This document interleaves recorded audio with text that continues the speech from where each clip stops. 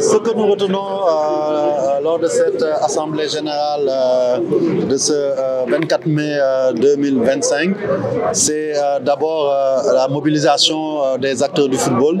Nous avons eu à mobiliser ici à Guéréo, le centre Youssoupha Ndiaye, centre d'excellence Youssoupha Ndiaye de Guéréo, à peu près presque 330 délégués sur 433 membres et clubs.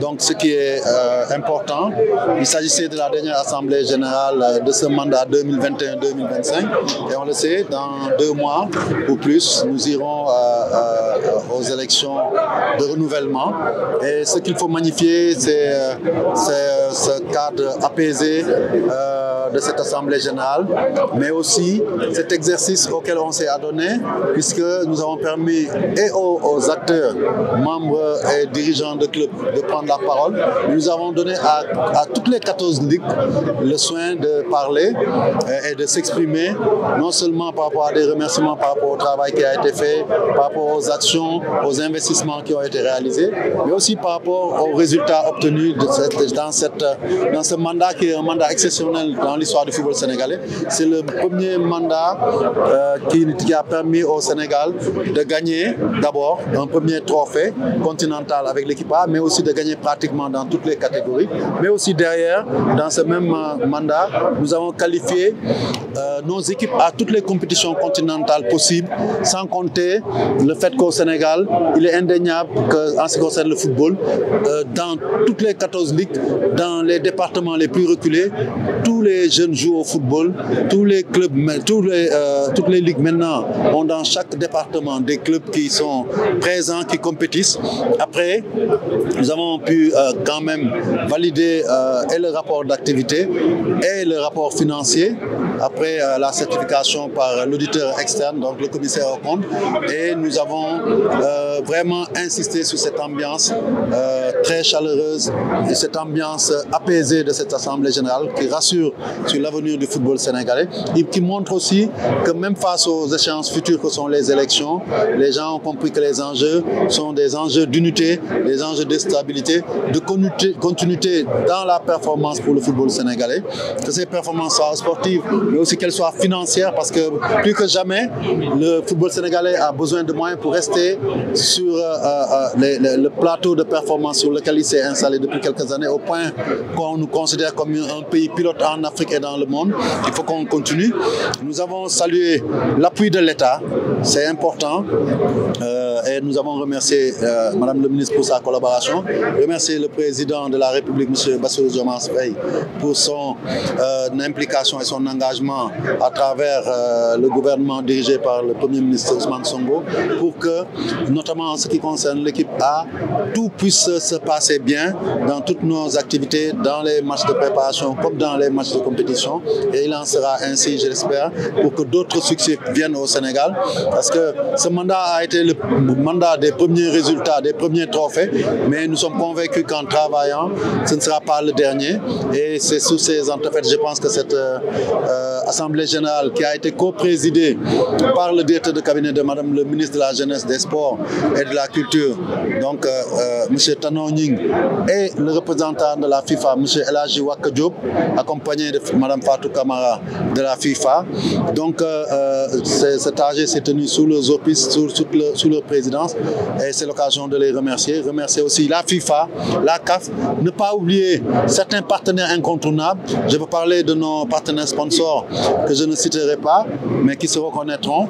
Mais je parlerai aussi des acteurs dont nous ne pourrons pas nous séparer. Je voulais parler de la presse qui, au long de ces 4 ans, nous a accompagnés, nous a soutenus, nous a critiqués. Parce que la critique aussi, c'est une forme d'accompagnement et de soutien.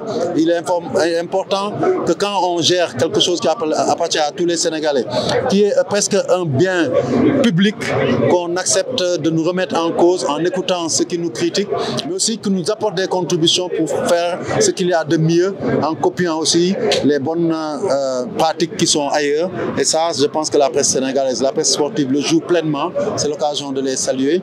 Je pense que je n'ai oublié personne, sauf à moi aussi à remercier mes pairs du comité exécutif. C'est C'est avec eux qu'on a tout réalisé, avec l'ensemble des acteurs du football. Dans le football, il n'y a pas d'obédience. Nous sommes tous ensemble, nous avons la même passion.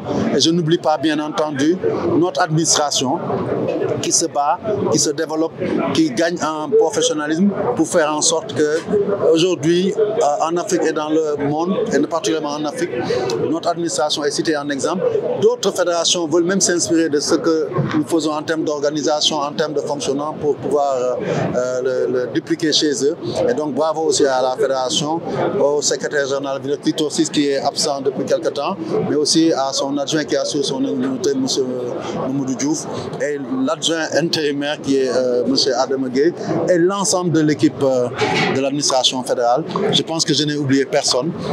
Je dirais simplement une petite pensée, parce que ça a été le début de cette Assemblée générale, une petite pensée à ce joueur Fadjour Ndiaye que nous avons perdu, capitaine de l'US Ouakam, mais aussi à toutes les personnes décédées lors de ce mandat de 4 ans, mais aussi ne pas oublier les personnes anonymes. Souvent on ne parle que de ceux qu'on connaît, ceux qui ont un nom et qui sont dans notre proximité, mais il y a tellement d'acteurs de football, d'acteurs du sport qui partent, d'autres qui sont malades, d'autres qui sont empêchés pour d'autres raisons de vivre leur passion, qu'il faut avoir une pensée en ce moment-là, et nous avons cette pensée-là. Vive le football sénégalais, continuons dans cette voie et je suis persuadé que les succès ne font que commencer. Monsieur le Président, Abdoulaye Seydou a presque dit au revoir au monde du foot. Est-ce que vous êtes-vous candidat à votre succession? Écoutez, je n'ai pas eu la même perception que vous. Abdoulaye Seydou n'a pas dit au revoir au monde du foot. Hein. Et je vous dis qu'il reste comme moi un passionné du foot. Nous, on ne vit pas par rapport à nos postes ou par rapport à nos fonctions. Nous vivons une passion. J'ai tout à l'heure dit que nous avons en partage cette passion du football. Et Abdoulaye, je n'ai pas eu l'impression depuis qu'on se parle et que même ce matin qu'il ait dit qu'il partait. Il a dit qu'il finissait son mandat de président de la Ligue amateur. C'est normal parce qu'il est devenu un club professionnel. Mais je pense que ce serait même une erreur de penser qu'aujourd'hui, le football peut se passer des compétences et des expériences de certains. Il faut faire attention à cela parce que ce serait recommencer à zéro. Laissons les choses se faire. Ceux qui ont envie de se présenter le feront. Ceux qui n'ont pas envie de le présenter le feront pas. Et ceux qui se présenteront ou pas, c'est ça la règle du jeu démocratique. Les gens iront aux élections. Ceux qui seront choisis par la base continueront leur travail. D'autres retourneront à la base. Parce que Abdoulaye Seydou, comme moi, comme tant d'autres qui sont au comité exécutif, on l'est par le touchement de la représentation de nos clubs. Aujourd'hui, si quelqu'un n'est plus président de fédération ou vice-président ou membre du comité exécutif, il retourne à la base, c'est-à-dire au niveau de son club, pour travailler. Parce que c'est ça l'humilité aussi. On ne peut pas considérer un engagement dans une discipline uniquement sous le prisme de la responsabilité suprême qu'on vous confie ou intermédiaire. C'est pas comme ça.